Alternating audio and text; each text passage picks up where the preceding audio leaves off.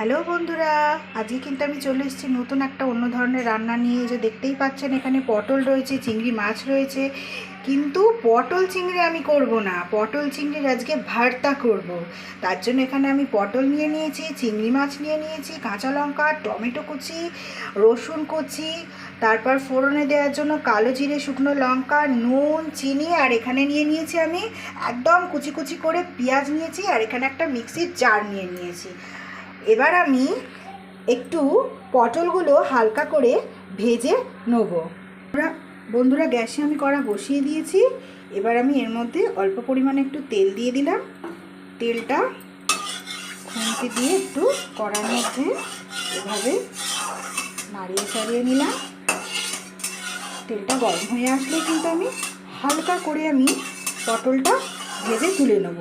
পটলটাও ভাজবো, আবার চিংড়ি মাছটাও কিন্তু আমি হালকা করে ভেজে তুলে নেব। বন্ধুরা তেল কিন্তু গরম হয়ে গেছে। এবার আমি এর মধ্যে একে একে কেটে রাখা পটলের টুকরোগুলো এর মধ্যে দিয়ে দিলাম। এবার আমি একদম হালকা করে ভেজে ভেজে তুলে নেব। নমস্কার বন্ধুরা, আমি মন্দিরা লাইফস্টাইল থেকে আপনাদের জানাই অনেক অনেক ভালোবাসা ও শুভেচ্ছা। আশা রাখবো আপনারা পুরো ভিডিওটা স্কিপ না করে পুরোটা দেখবেন, আর দেখার শেষে কিন্তু অবশ্যই লাইক কমেন্ট শেয়ার করতে ভুলবেন না। আর নতুন বন্ধুরা আমার চ্যানেলটাকে সাবস্ক্রাইব করে দেবেন। বন্ধুরা আমার একদম হালকা হালকা করে কিন্তু পটলগুলো যে ভাজা হয়ে গেছে। এবার আমি একটা পাত্রে নামিয়ে নেব।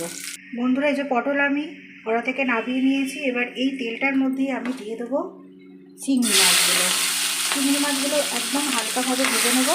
আর আমি হলুদটা দেখাতে ভুলে গেছি, হলুদও কিন্তু এই রান্নায় লাগবে।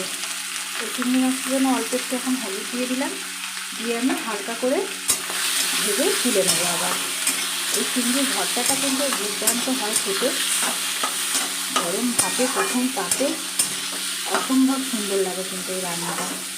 অবশ্যই কিন্তু আপনারা বাড়িতে করবেন, আর আমাকে কিন্তু কমেন্টে জানাতে ভুলবেন না। একদম হালকা করে আমি ভেজে তুলে নেব। বন্ধুরা মাছগুলো আমার হালকা ভাজা হয়ে গেছে, আর আমি খুন্তির সাহায্যে একটুখানি এই যে এরম করে করে অর্ধেক করে নিয়েছি কিছুটা মাছ। এবার আমি নামিয়ে ফেলব। বন্ধুরা এই যে পটল আর চিংড়ি মাছ ভাজাটা আমার নামানো হয়ে গেছে। এবার একটু ঠান্ডা হলেই আমি মিক্সির জারে এগুলো সব দিয়ে দেবো। বন্ধুরা এটা হালকা ঠান্ডা হয়ে এসছে। এবার আমি এমনটা মিক্সির জারের মধ্যে দিয়ে দেবো। এই যে মিক্সিং জারে আমি দিয়ে দিয়েছি। এবার এর মধ্যে আমি কটা কাঁচা লঙ্কা অ্যাড করে দিচ্ছি, আর এর মধ্যে একটু নুন দিয়ে দেবো। নুন পরে লাগলে আর একবার দেবো আমি। দিয়ে এবার আমি মিক্সির ঢাকনাটা দিয়ে দিলাম, দিয়ে আপনাদের ব্লেন্ড করে আমি দেখাচ্ছি। বন্ধুরা মিক্সিং জার থেকে এই যে দেখুন আমার পটল আর চিংড়ি মাছটা পুরো মিক্স করা হয়ে গেছে। এই যে কত সুন্দর দেখতে হয়েছে। এবার আমি কড়া বসিয়ে দিয়েছি গ্যাসে, আর অল্প একটু তেল দিয়ে দিয়েছি। তেলটা আমার গরম হয়ে আসলে এর মধ্যে রসুন, শুকনো লঙ্কা আর কালো জিরে ফোড়ন দিয়ে দেবো। তেলটা গরম হয়ে গেছে, এবার গ্যাসটা একটু আস্তে করে দিয়েছি। এবার এর মধ্যে আমি পেঁয়াজগুলো দিয়ে দিলাম।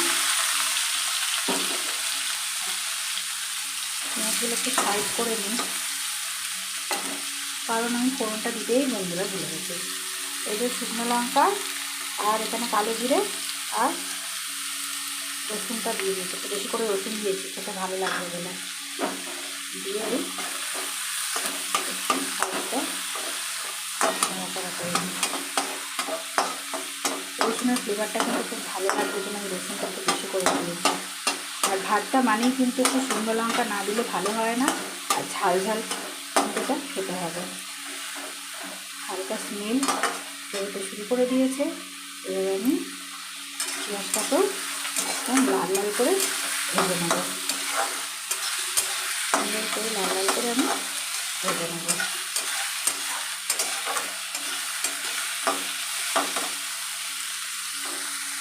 বন্ধুরা পেঁয়াজ কুচিগুলো নাড়তে নাড়তে এর মধ্যে আমি আবার অ্যাড করে দিলাম টমেটো কুচিগুলো।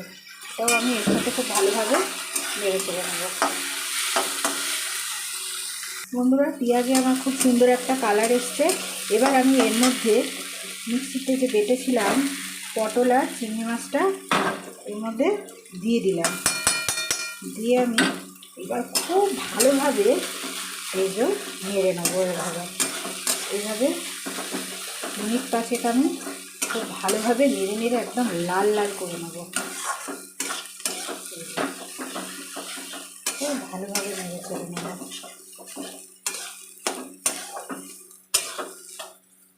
একটু মনে হচ্ছে হলুদ দিতে হবে, এর মধ্যে আমি একটু হলুদ অ্যাড করে দেবো। বন্ধুরা এই যে একটু আমি এখানে হলুদ অ্যাড করে দিলাম। হলুদের সাথে সাথে আমি দিয়ে দেবো একটু চিনি। চিনি একটা এমন জিনিস, রান্নায় একটু না দিলে ঠিক স্বাদটা দ্বিগুণ হয় না। চিনি দিয়ে দিলাম, দিয়ে ব্যাস এবার আরেকটু আমি ভালোভাবে 5 মিনিটের মতো নেড়ে ছেড়ে যখন লাল লাল হয়ে আসবে কালারটা, আমি তখন নাড়িয়ে নেব। ভালো করে আমি নাড়িয়ে চাড়িয়ে নেব। দেখুন বন্ধুরা, খুব ভালোভাবে আমি এটা ঠিক লোটে মাছ যেমন রান্না করে ভাবে নাড়িয়ে চাড়িয়ে নেব। গ্যাসের আগুনটা একটু কখনো জোরে কখনো আস্তে করে আমি এটা। বন্ধুরা মিনিট 5 আমি নেড়ে নিয়েছি, আমার একদম রান্নাটা রেডি।